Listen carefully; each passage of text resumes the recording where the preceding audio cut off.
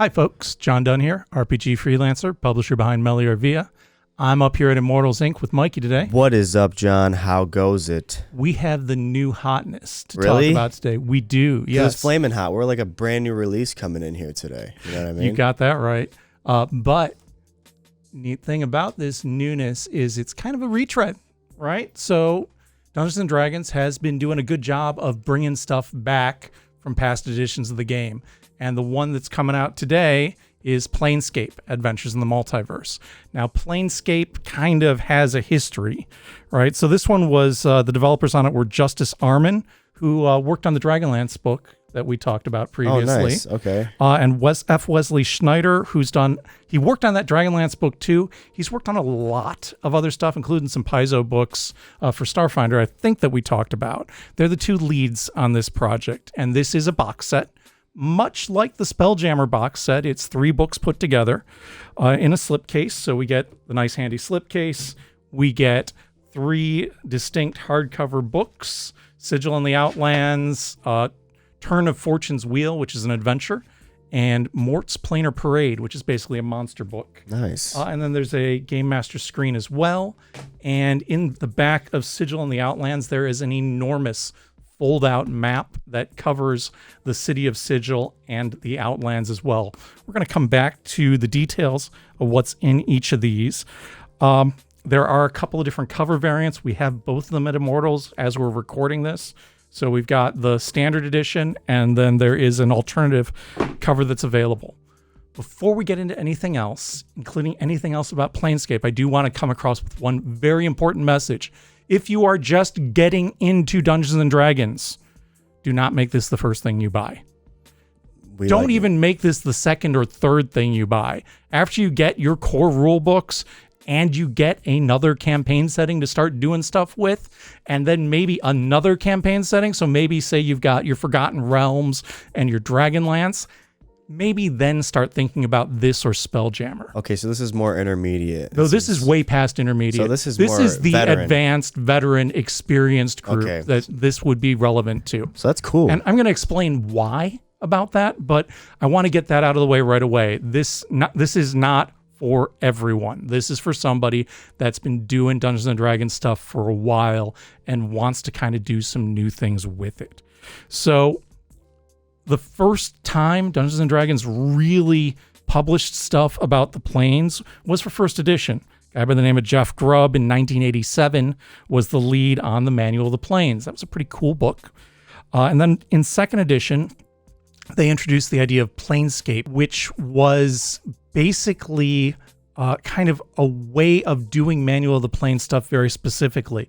It introduced the Outlands and Sigil and the Lady of Pain, and used this as a way of transitioning around.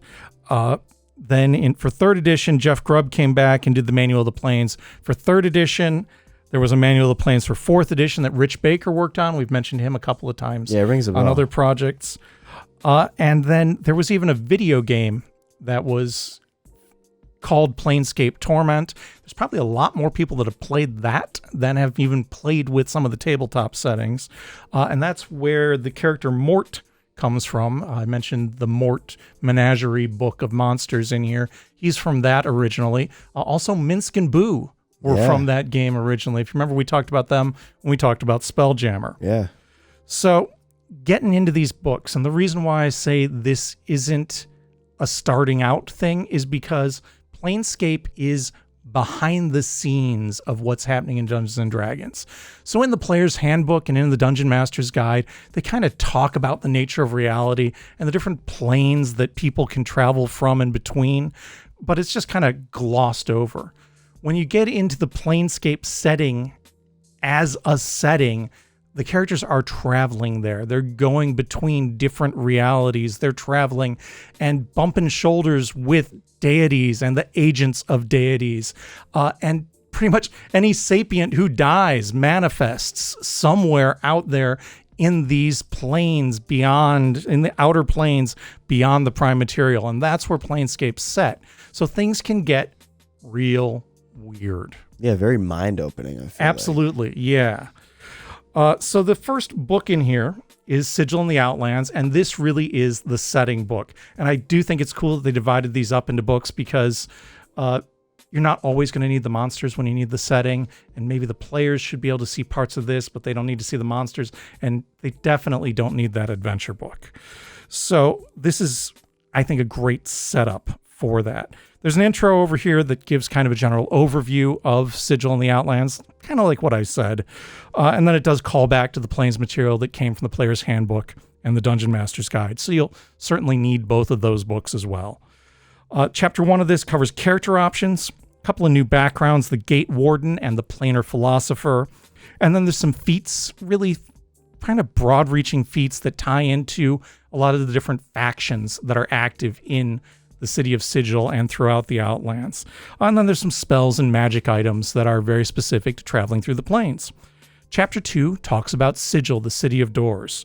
So Sigil is basically a city that reminds me a lot of Babylon 5 or Castle Perilous. You familiar with either of those, Mikey? No. Are they like... So Babylon 5 was a sci-fi TV series, probably from the 90s, that was this kind of space station that was neutral ground where different groups of aliens could come together and meet and talk things over. And that's kind of what Sigil is, where you've got people coming from just a huge number of different realities and bumping elbows and talking and Is it like trying a to establish neutral airport relationships. in a way? Kind of, yeah. Except there's like not much travel. Oh no, there's lots of travel because Okay. And this is every between planes, doorway right? in Sigil can be a gateway to some other place, Okay. some other reality, some other plane. So if you wanted to bring your characters between the Forgotten Realms and Dragonlance or Midgard from Kobold Press or pop into really any other setting out there, they could move through Sigil like That that. has a lot of opportunity. It sure attached to is. it. And so every one of these doorways can work differently. And there's nice charts here for setting up those doors and for bamfing around between them. There was a kind of a comedy fantasy series called Castle Perilous that was like this too. Maybe some of the viewers have heard of that one. That's where a lot of our source books we've reviewed could come into handy in this. You know what I mean? Absolutely. Yeah. You can use this as your link between a lot of those different settings. Sigil is actually inside a stone torus that's at the top of this ridiculously tall spire that's kind of insurmountably high to climb. Of course. Like I said, there's portals everywhere. Some of them are trickier to activate than others. And it's ruled over by the Lady of Pain, who's, our cover girl here on the box set. And the Lady of Pain is nigh omnipotent and just keeps everybody in line. But in spite of the fact that she's so powerful, she forbids anyone from worshiping her. So maybe functionally she's a deity, but she's not because she says so. And if you try to worship her, she'll kill you. Yeah, very humble. Very Exactly. humble. And then this book also this chapter gets also in a big chunk about the different factions that are active within Sigil and the different wards, the neighborhoods of Sigil. Kind of sets things up very sandboxy, so there's a lot of different stuff you can do there. Chapter 3 covers the Outlands, which are the areas around that spire that Sigil resides atop. And the Outlands are a neutral outer plane. And there's connections in the form of gate towns all around the edge of the Outlands that connect to the 16 other outer planes. Those planes are all described in the Dungeon Master's Guide and in the Player's Handbook briefly, but these gate towns that connect to them are kind of detailed here. Again, this is just a way for your players to be bumping elbows with divine entities. So people are speaking Infernal and Celestial as just common languages around here. Yeah, neutral ground. That's really a neutral airport. Yeah, that's exactly what it is. So that's pretty much the gist of that book. The next one I wanted to talk about is Mort's Planar Parade, which is this guy here. I love that art. Yeah. Now, Mort is kind of a magical talking skull and kind of a wise ass. Mort reminds me a lot of Bob from the Dresden Files, if anybody's read those. I'm not sure which of the two came first. And this is basically your monster book for the setting. It opens up with a section on giving monsters planar alignments and gives examples for all 16 different outer planes. So you can get into some pretty crazy monsters by using those options. And then you get around 20 different creatures in here. Many of them have multiple stat blocks that are all kind of spelled out for you. just touching on a few of them, there's Archons and Dabus, which are kind of the guardians of Sigil, and some more Modrons. Remember Modrons? No, it doesn't really ring a bell Okay, either. I think there was a Magic set about Modrons. Might be Modron? misrecalling. Yeah. Okay. They're like these automata, so they're kind of steampunky outer planar beings. And originally, they were all like the different D&D dice. So you had a 4-sided Modron and a 6-sided. Did they just roll around? Well, they'd be your miniatures, so they've got arms and legs. But yeah, they correspond to the original dice. Pretty uncomfortable life. I don't know. Absolutely. And then there's also a time dragon described in here. And let me tell you, you do not want to encounter a time dragon. I feel like any dragon besides the time dragon. Well, so the time dragon has time breath. That's what its breath weapon attack is. And when you get hit with time breath, you get desynchronized from the time stream, which is every bit as bad as that sounds. So you can get sent to a completely different timeline? Or you might just be trapped in time and other people can do what they want with you, or you might just disintegrate. Just off a single hit? Yeah. Okay. Yeah, if things go badly, it goes really bad. Veteran players, like we said. After we get through, exactly. After we get through that, there's a section on faction agents, which are NPCs that are tied into all the different factions that were described in Sigil. And then there's a nice section of random encounters that are kind of broken down by alignment after that. The last book in this that I want to touch on is Turn of Fortune's Wheel. This is an adventure that actually does a fantastic job of taking advantage of all the different elements that make Planescape what it is. So characters in this start off at 3rd level, and then they go to 10th level, and then they kind of go to 17th level. I don't want to get into any spoilers on this. It's probably designed to run about 15 sessions, and it's intended as a way to introduce players and their characters to the Planescape setting.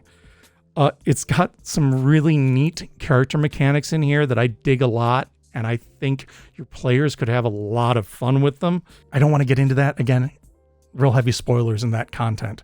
But suffice it to say that the characters are basically glitches in reality. And because of that, that gives them some abilities that just might let them save all of reality. Mort, the Talking Skull, does again play into this. Finally, there's a GM screen that's included. It's a nice 4-panel screen. It is heavy card. I like the vibe. I like this one more than the one that came with Spelljammer, because we do have 2 kind of general use panels over here on this side, and then 2 panels that are very specific to Planescape. So I think that would make this one really functional if you were using it with your Planescape campaign. All this put together works out to about 256 pages of content, so it is a bit longer than the Spelljammer box set. It is Wizards of the Coast. It's brand new today, full color, and it's $85. We do have both variants up here at Immortals Inc. on the shelves. If this sounds cool to you, stop in, check it out. It sounds intense. Would you say in terms of, will this one do better than Spelljammer in terms of longevity, do you think? It's hard to say. Yeah. Honestly, they're both settings that solve the same problem, right? So they both give you a way to move around between different campaign worlds, and they both enable your game to run at a very high power level. It's really, in my opinion, just kind of, do you want to do it through a city, or do you want to do it through kind of space travel? Yeah. It sounds intense, dude. I'm sweating. They both are. I'm literally sweating over here. It's a good time. It's out now, folks. Right? It's out today, too. It's out today, yeah. So enjoy it. Till next time, folks. Good gaming. Later.